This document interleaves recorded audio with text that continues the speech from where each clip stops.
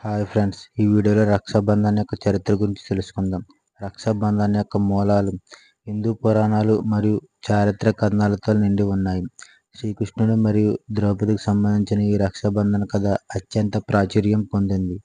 ఈ కథ ప్రకారం శ్రీకృష్ణుడు సుదర్శన చక్రంతో శిశుపాలుని చంపినప్పుడు అతని వేలు కత్తిరించబడింది. దానికి కారణంగా రక్తం ప్రవహించడం ప్రారంభించింది. అది చూసిన ద్రౌపది తన చీరను చింపి కృష్ణుడి వేలుకు కట్టింది. ఆ క్షణంలోనే శ్రీకృష్ణుడు ద్రౌపదికి తన సోదరిగా స్వీకరించి తన జీవితాంతం ఆమెను రక్షిస్తానని వాగ్దానం చేస్తాడు. శ్రీకృష్ణుడు ద్రౌపదికి ఎప్పుడు కష్టాలు వచ్చినా తనను స్మరించుకోవచ్చని చెప్పాడు.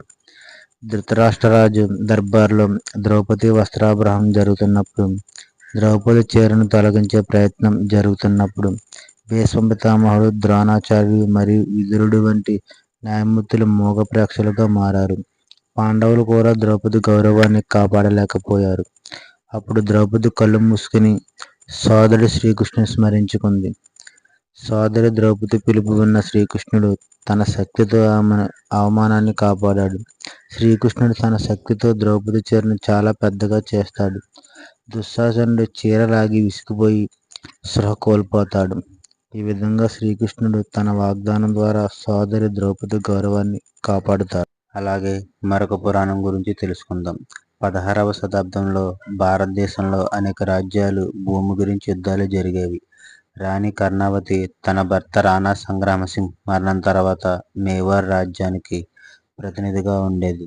ఆమె పాలనలో మేవార్ గుజరాత్ సుల్తాన్ బహదూర్ షా తన రాజ్యం మీదకి యుద్ధానికి రావడానికి సిద్ధంగా ఉన్నాడు. ఆ రాజ్యాన్ని స్వాధీనం చేసుకోవాలని అనుకుంటున్నాడు. అప్పుడు రాణి కర్ణావతి విపత్కర పరిస్థితిని ఎదుర్కోవడానికి మొఘలు సామ్రాజ్యానికి చెందిన హుమాయూన్కు రాఖీని పంపింది.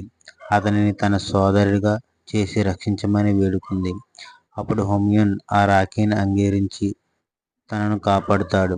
ఈ విధంగా కూడా రక్షాబంధన్ జరుపుకుంటున్నారు.